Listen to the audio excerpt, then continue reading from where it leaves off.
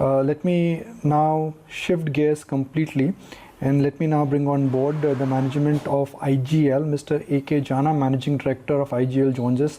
Mr. Jana, good morning. Thank you for joining us. What advantage does the open access in the CGD sector create for IGL, and what is the rationale behind implementing this? Good morning, and I think everybody is safe and healthy. You see, when the Act was formed for the PNGRB regulations, it was there from the beginning that to bring the reform. So after a certain period, it will be open so as to bring the competitions. It was not mentioned that what would be the right time and how it is to be implemented. Now the PNGRB, they have come up and saying that after 22 years of operations of CGD business, so it is the right time for implementing, and they have come out with the open access regulations. And while doing so, and we had discussions with various levels of regulator, and it was decided that it was discussed that they would be taking care of the interest for both, basically the investors as well as the end users. No, and that has been taken care of by framing these new regulations. If you see that, the first one is that the CNG, we have asked them to retain whatever infrastructure has been created by the authorized entity, it should be there with them. Now doing so, then the entire business, what it is there, it will be there with the existing operator. If it is not done, then what will happen? It will be merely change of the hands, basically. The ownership will get changed. Whereas the intent of bringing this regulation open access is that to create the additional infrastructures, additional investment. So that way, I must appreciate that they have considered they have seen the interest for both end users as well as the investors. So this will encourage the new CGD authorized entity to invest more and bring this business to the level what IGL is having as on date.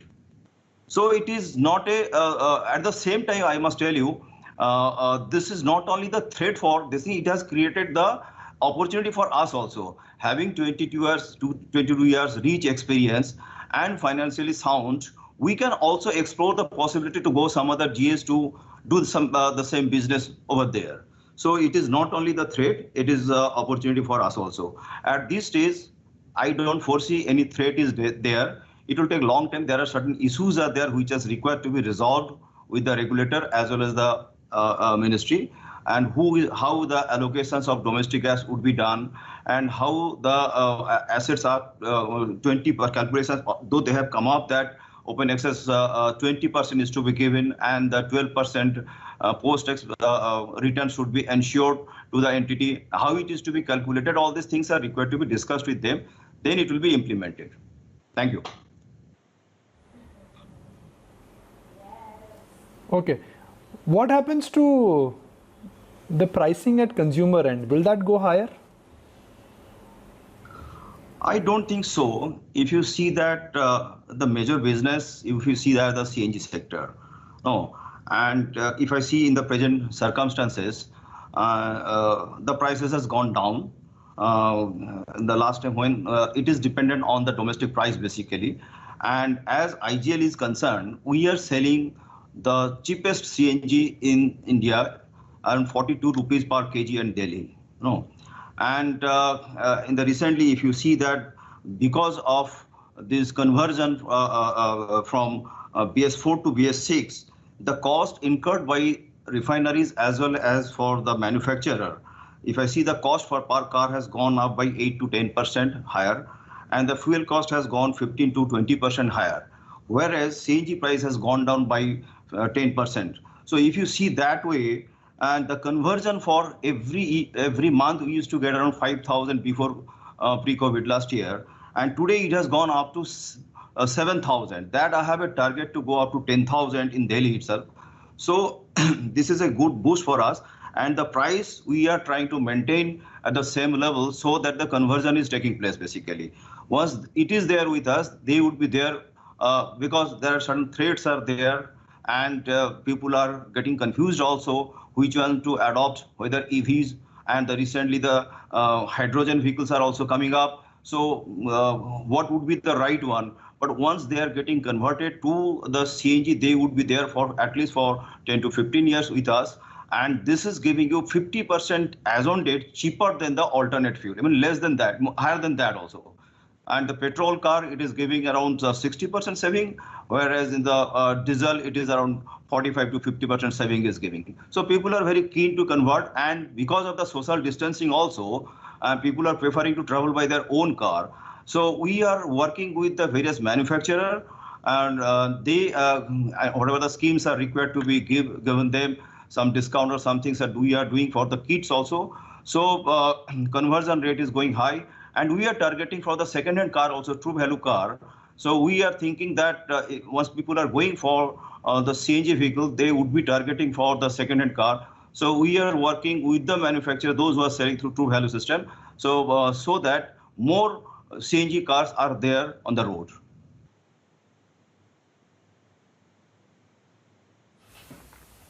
Okay. Brokerages are also talking about how IGL is poised for strong volume growth with increased pricing power as well. Is that an accurate representation, and what are some of the factors enabling this? Yes, I must tell that definitely it is a fact. No, in the month of April, my volume has gone down to 20% level of pre-COVID.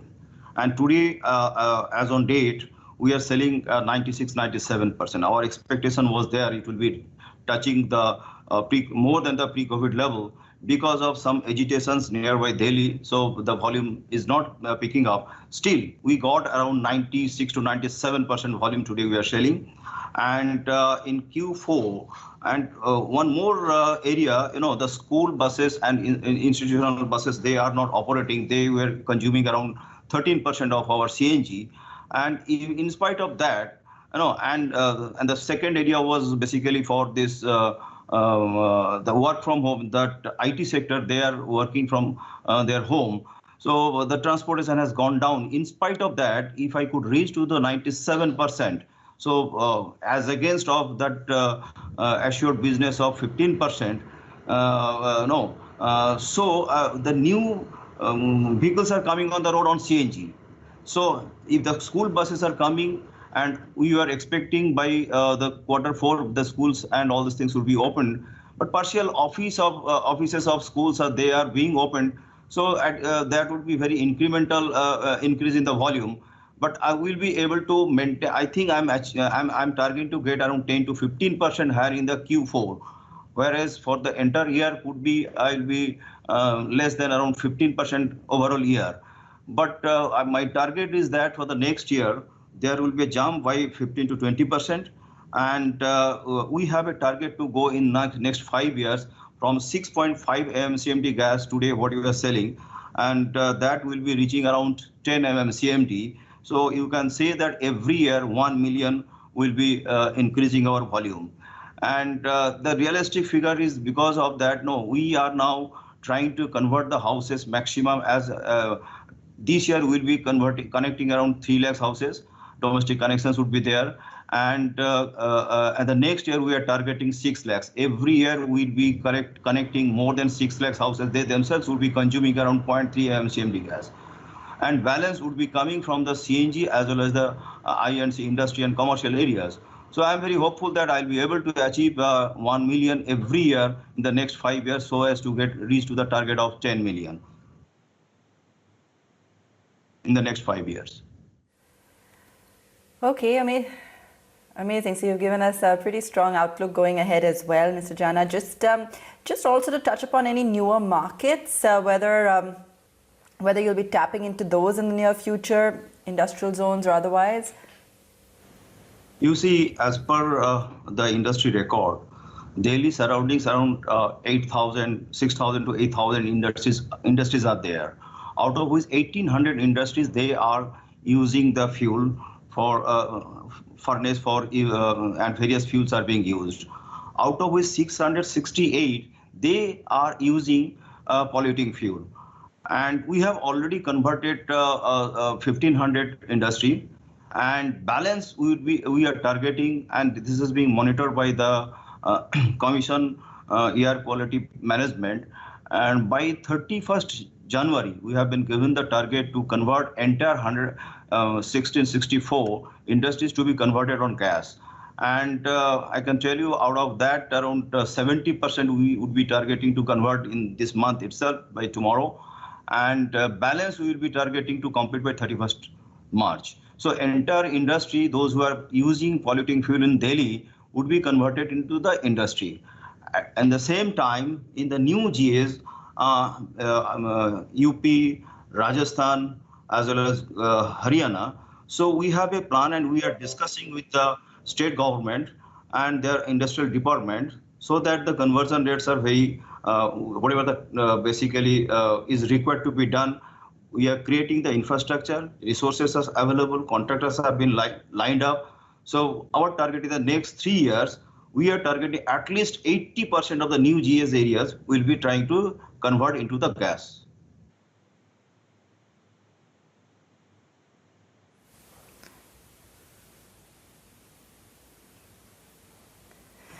Sure. All right, Mr. Jana, we'll leave it there. Thanks so much for joining us this morning and talking us through some very exciting developments there at IGL. Okay, we're going to take a very quick break on that note. Back in just a moment.